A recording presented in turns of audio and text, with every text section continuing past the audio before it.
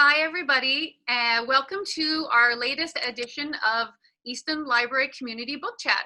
And I'm so happy to welcome our guest today, Easton's own Dan Slater. Dan, nice to meet you. Nice to meet you too. Thanks for having me on the show, or Thank whatever we're calling this, Yeah. the segment.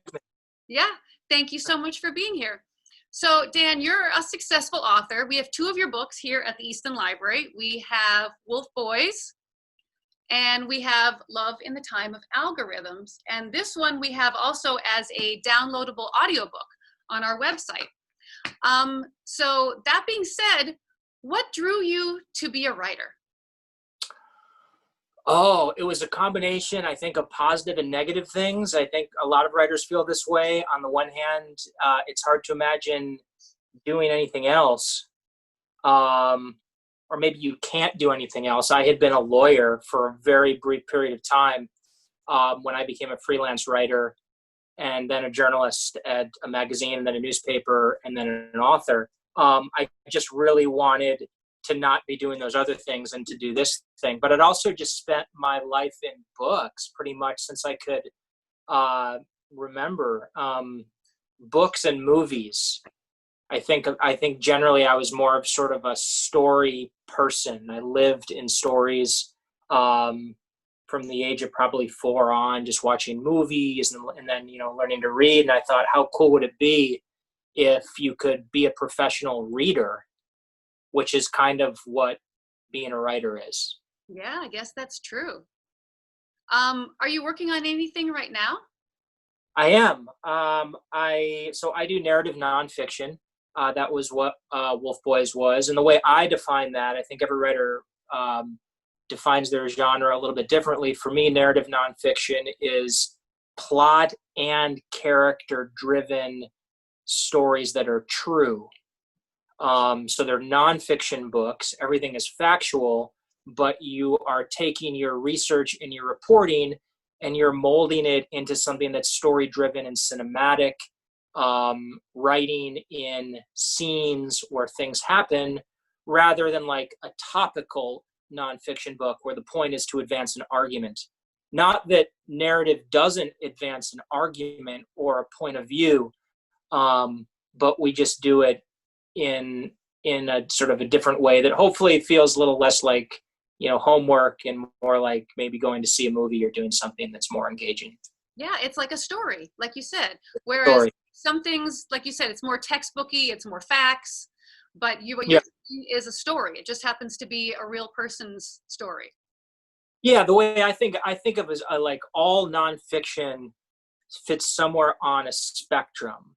Between you have on the one hand you have total narrative, and on the other hand you have total polemic or an argument. I think Michelle Alexander's The New Jim Crow is a great example of a book on the polemic side.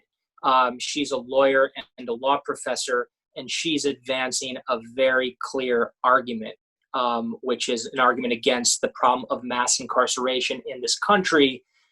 It's a very powerful book, but you don't necessarily walk away from that book remembering the names of the people in the book. You walk away with the argument, with a new worldview based on these facts. On the other end is like a Catherine Boo type book. Her book set in India, came out in 2013, Behind the Beautiful Forevers, is very story driven. There's not one moment in that book where she steps back and says, here's the meaning of India, or here's the problems associated with globalization. All of that has to be absorbed through the stories of the people that she's writing about. So I'm more on that end, or at least I try to be. And the book you asked me to talk about today is definitely on the narrative end. Yeah, absolutely. So the book you chose here is Say Nothing by Patrick Radden. Is that how you pronounce it? Radden Keefe? Yeah. So yeah, it's definitely a story. So tell us a little bit about it. So Say Nothing was published last year, and it is set in Northern Ireland in their sectarian war that, as Patrick points out at the beginning of the book, has been going on almost forever in Irish history. But the story that he covers is very specific, and it's set during sort of the modern height of the conflict in the, I guess, the early 1970s, leading into the 80s, and then the peace accord in the 90s. And he's telling the story of specific people on both sides of the conflict, on the Catholic side and the Protestant side, on and I don't want to get too much into specifics because I will get all these names wrong, but the Catholic side in Northern Ireland and the occupiers, the British, and it's a very powerful book because he does such a great job of immersing you in this world that is incredibly dramatic, where a lot is at stake. And what the book ultimately achieves, that in my opinion is so impressive, is that when you're done with this incredible story, you are also left with the thematic point he's making, which is the effect that this sort of warfare has on a society when the people in it are not allowed to speak about it. And that gets back to the title of Say Nothing. Does it center around a murder?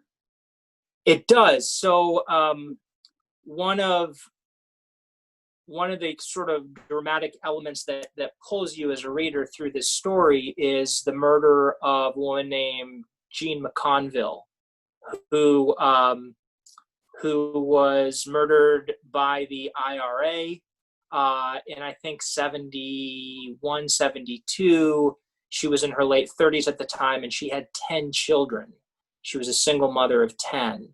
And she was murdered because she was suspected of being an informant to the British. And Patrick keeps returning to that story throughout, following her, what happened to her, and then what happens to the 10 who are left behind, the children. And it's very, very powerful because at the end of the book, and I'm not going to ruin the book, but at the end of the book, Patrick appears to have solved the murder that had eluded authorities for 40 years. That's amazing. And so as a reporter, I really admire this because here is a journalist who's not from the country, just being obsessed with this story and deciding, I'm going to go there. I'm going to spend a lot of time. I'm going to see what turns up. And I think that's the really fun thing about narrative nonfiction. When you see it done and see it done well, it's often the product of an outsider. Like a lot of narrative nonfiction books that I've loved over the years, back to like Friday Night Lights even, which came out when I was a boy in the late 1980s, was written by someone who was not from the sort of obsessive high school football world of Texas. He was a sports writer from Philadelphia, who wanted to write about the impact of high school football, the impact of youth sports on American culture, and he went there. So was the Catherine Boo book. She was a blonde-haired white woman from the States who went and lived in an Indian slum outside the Mumbai airport for several years. I love that observation. There's always a story behind the story, the story of how it happened. Maybe a pair of fresh eyes, almost, who can be completely non-biased to the story, sees it in a totally different way. Absolutely. And if you watch some of the interviews that Patrick has done about the book, he talks about the advantages that you have of not being from the place, because you can go and talk to people on both sides of the issue, both sides of the conflict, as the case may be, And they don't assume that you're predisposed one way or the other because they know you're not from there. And when I did Wolf Boys in Laredo, Texas, that was an advantage that I also shared, because I wasn't from the town. I wasn't associated with law enforcement. I was not in the world of Mexican drug cartels myself. I was sort of unassociated, and it does help a lot. And it's also a huge privilege to be able to go to a place you're not from and say, hey, I'm a journalist, I'm working on a nonfiction book, and people open up, especially if you spend time. Sometimes right off the bat, you get people who are reticent, but then a year later or 2 years later or even longer, you're still there. And people often start to open up over time. So it's really, really neat. That must be really rewarding. It's so fun. Yeah. Yeah, it is. It's so fun. And so that was one of the reasons I wanted to speak about Say Nothing today, as opposed to say a novel that I've loved recently, because as much as I admire fiction, which in some ways is harder to do than this, I feel like narrative nonfiction books are very special because in a given year, you don't see that many published. Mm-hmm. For good reasons, because a lot has to fall into place for a book like this to work out. You need a lot of obsession. You need a little bit of luck. Yeah. So yeah. Oh, that's interesting, because what I was also going to ask you is, what do you like to read? But it kind of sounds like you like to read a little bit of everything. I definitely read a lot of everything. Yeah. It'll depend on the project I'm working on. Whenever I'm working on a project, I'm reading books that are related to the subject of the project. Mm-hmm. And then I'm wondering too, because stuff comes out, it gets published. Ooh, that looks cool. So it is always changing, and my own interests and obsessions are changing. Like the first book you held up, the book about the online dating industry, which was the first book I did like a lifetime ago. That was associated with a whole different part of my life, where I had just left the Wall Street Journal, where I'd been sort of a legal and business reporter, after having been an attorney for a little bit of time. And I was in that sort of Wall Street Journal, businessy, Silicon Valley mode, and that subject came along. And so that was more of a topical book. That book is about the evolution of the online dating industry.